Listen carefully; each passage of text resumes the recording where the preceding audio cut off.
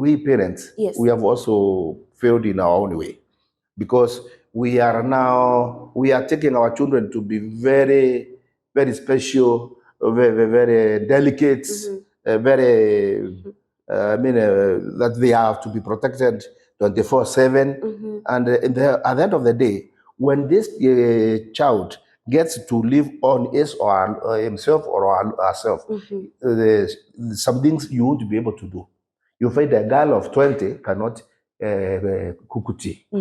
You find a boy of 21 cannot wash his clothes. Sababu ni mtoto wa mama.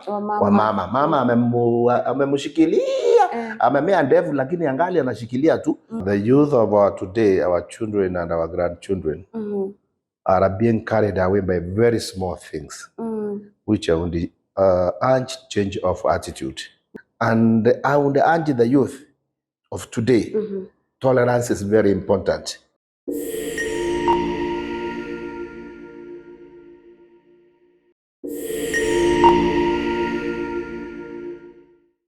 Hello, how are you? Uko fiti? Your girl Kawemasi here. Hata mimi I'm doing okay. I welcome you to the 2 is 1 show once again. And today, tunaongelelea story ya life. We want to look at the issues that are affecting us in the society today. Given that in the news tumekuwa tukiwitness very many issues about, people killing their children, killing themselves, killing their spouses. Na pia tunaona there are so many things that are happening within and around us ambazo they just don't add up.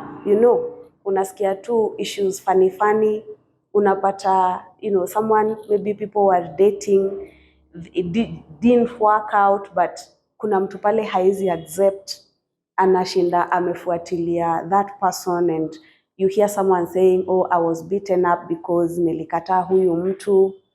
Na vitu mingi, drugs, and so much that is happening to us.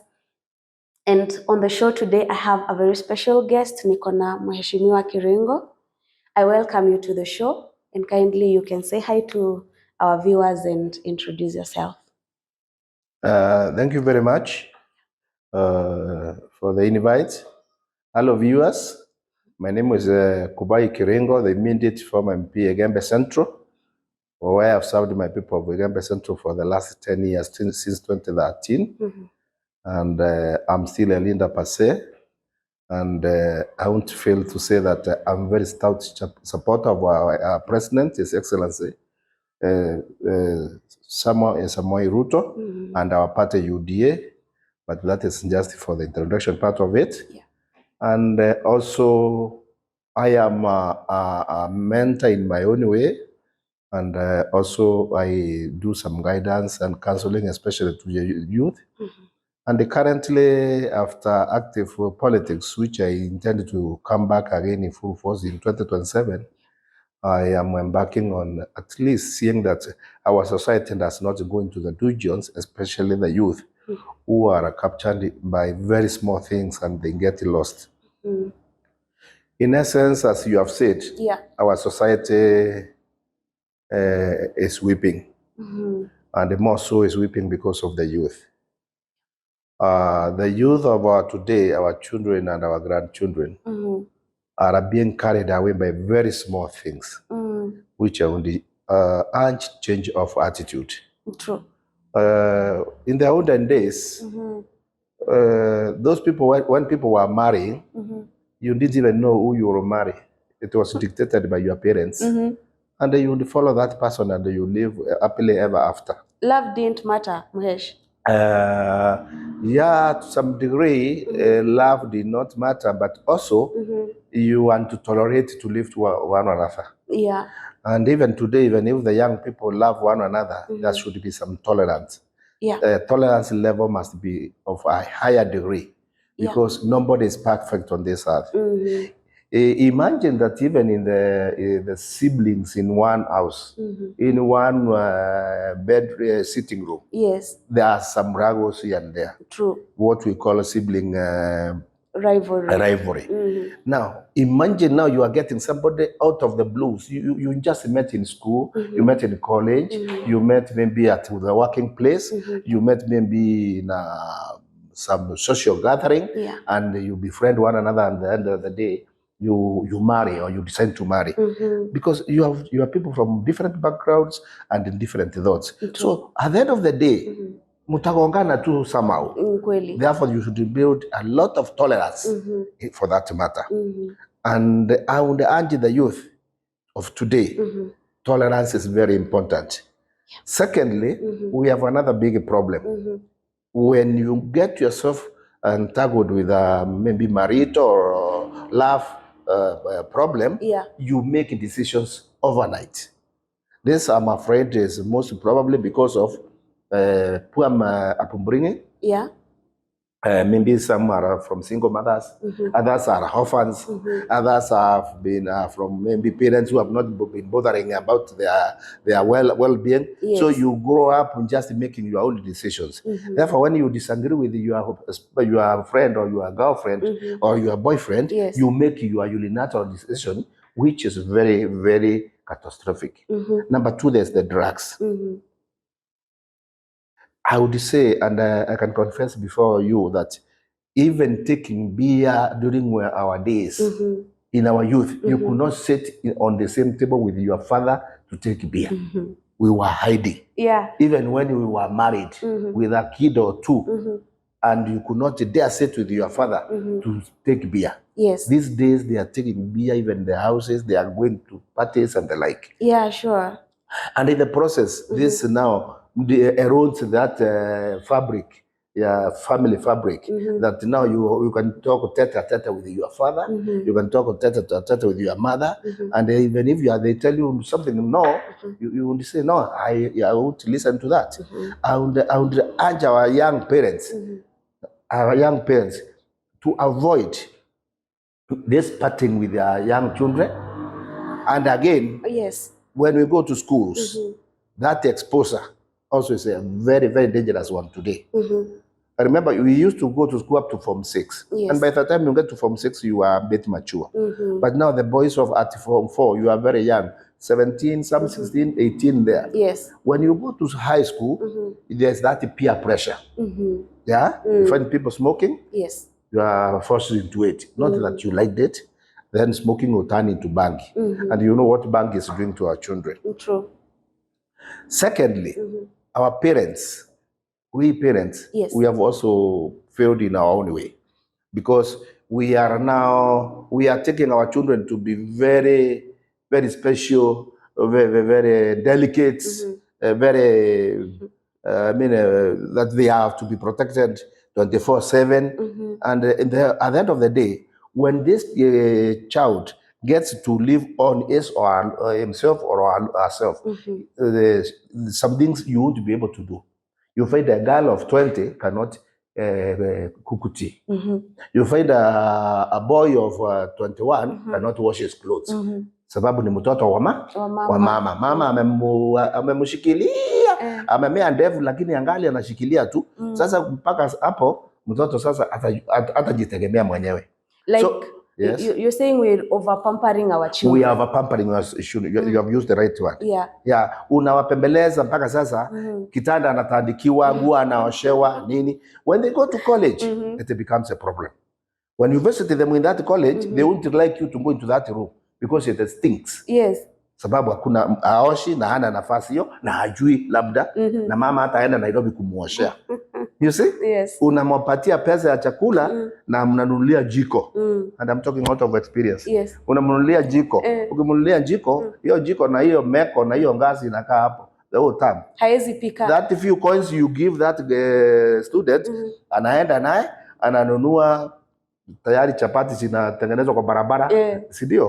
Kahawa inatengenezwa kwa barabara, chips zinatengenezwa kwa barabara, mandazi inatengenezwa kwa barabara. Akitoka class anaenda ananunua, anaenda na anakula.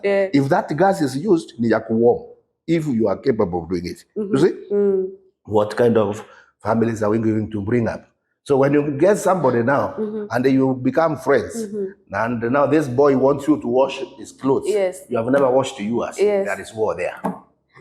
If this boy wants you to maybe to do some the chores which mothers do in the houses, and you are unable to do, there is war there. True. Now there comes now the elephant in the house, marriages and bearing children. Yeah. That is becoming very, very delicate. One, yes, let us be honest with one another. Yeah. You are a young girl. You are walking out there. You meet a young boy who like you and love you. And even if you become friends with that boy, it doesn't mean that you have closed the eyes of all the other boys. True. Wengine watakuona tu na watakupenda na watajaribu ile mnasema kukatia. Ni kukatia siku hizi ama mnaza nini? Kitu kama hiyo. They will do it. Okay? And you'll be shy. You want to jump over the top of the roof and say, no. I have a boyfriend. Unaweza sema, hebu niona huyu. Kwanza yule alinitesa jana. Hebu niona huyu vile atanipeleka. You know? So in the course of time, you'll have met 3, 4, 5 men. True. Okay? And that man will have met 3, 4, 5 girls. True. You settle with one, or you don't settle with any. But you don't create an enmity with all of the 3 or the 5 and start killing them or planning bad things for them. True. What you say, say, live and let live and go.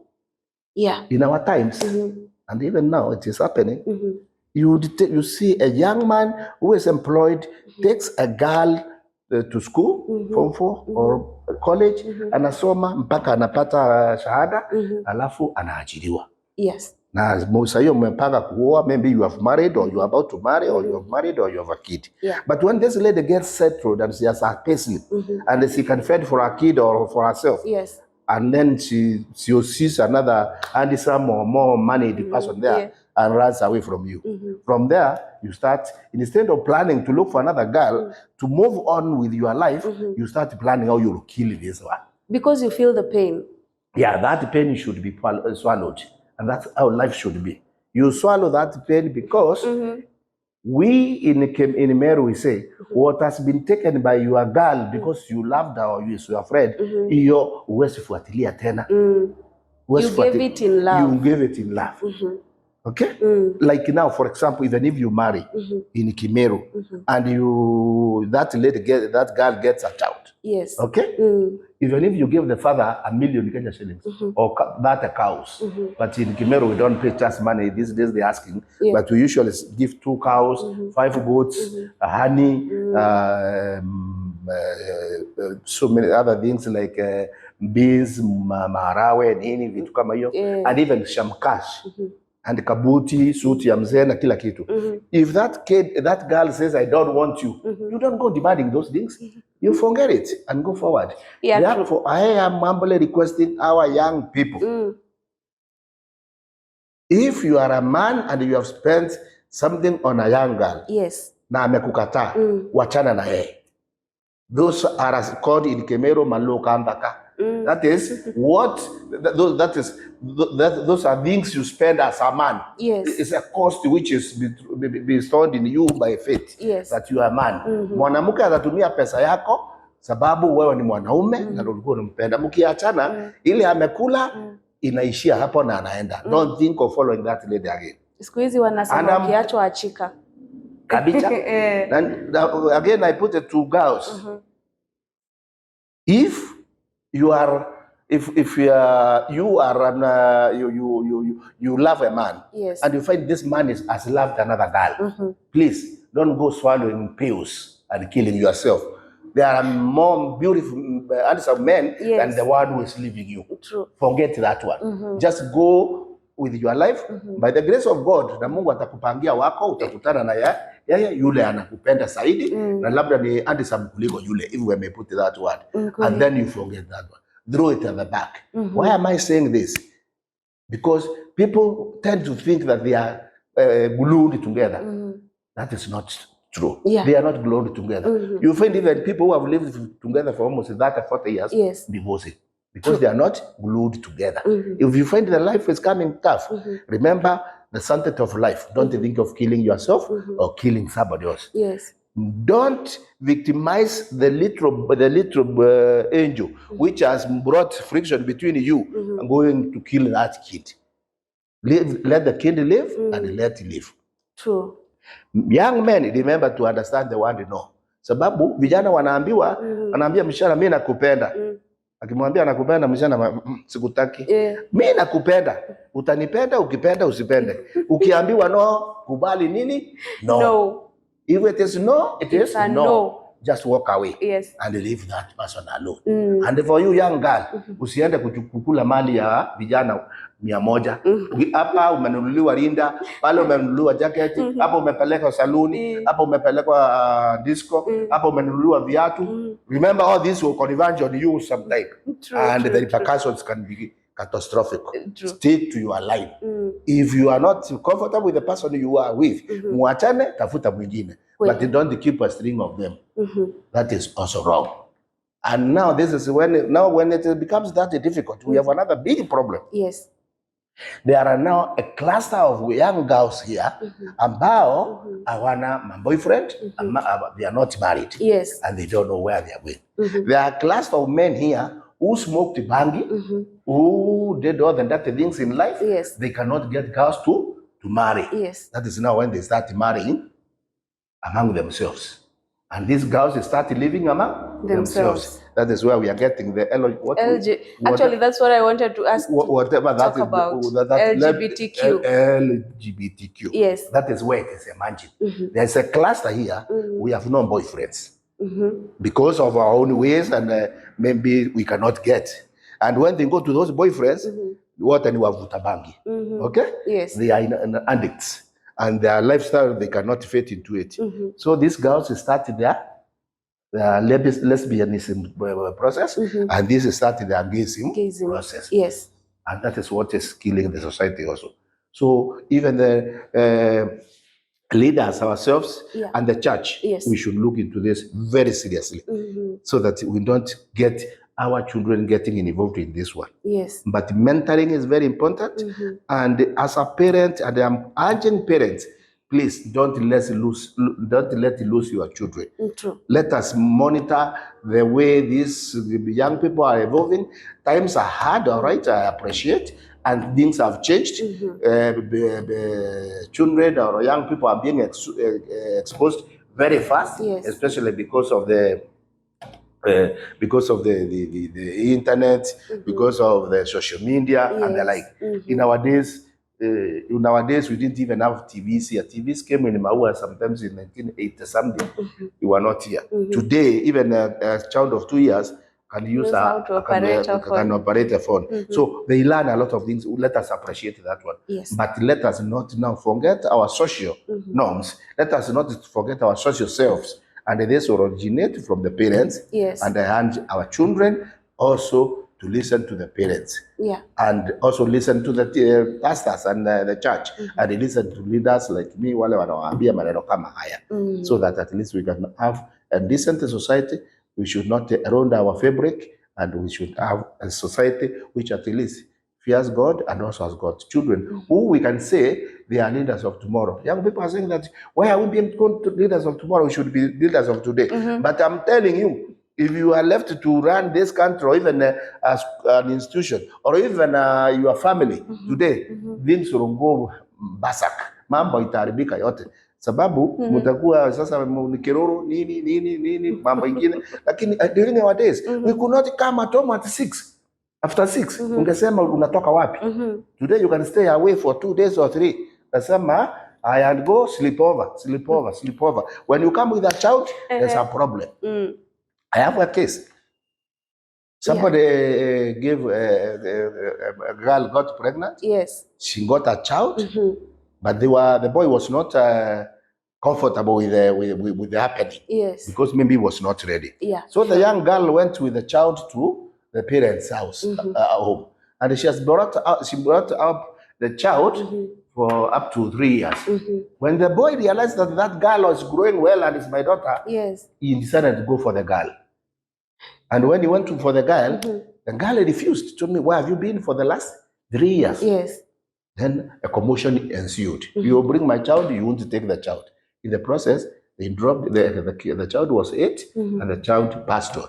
I'm talking of something which happened over the weekend. Oh my Okay? God. Now, this young child lost her life just because of the mistakes of the parents. All right? Yeah. And that innocent life is lost. Please, young parents, respect that life. Even if you have your own problems, respect that life. True. And young girls, don't think that aborting will solve your problems. It will worsen your problems. Don't think that you kill the children to punish the father. You only punish your soul, and you also kill an innocent life. Yes. And the father will be left alive. So please, let us desist kabisa, tusifikirie kuua. Either kujiua ama kuua mwingine ama kuua hata yule umeleta hii dunia. Asante sana mheshimiwa. You've given us so much information, a lot of advice. If we are really keen to this, it touches our lives directly, because this is what we've been suffering from. This is what is really eating up our youth. Like, we are not even able to, let go of issues. We are not even able to deal with the issues zenye zinatuhusu sisi personally. And if we listen carefully to what Mheshimiwa has told us, anatufunza mambo mingi sana, and I hope that we can really take it in and itusaidie sisi personally. Wewe pale ikusaidie personally. If you've been going through much, reach out to us. Give us your opinions, let us know. And I'm very sure that utaweza kusaidika. Otherwise, we're so grateful. Asante sana Mheshimiwa. We're hoping that and looking forward to having other sessions with him, and keep it locked. Thank you. Bye-bye for now. Thank you.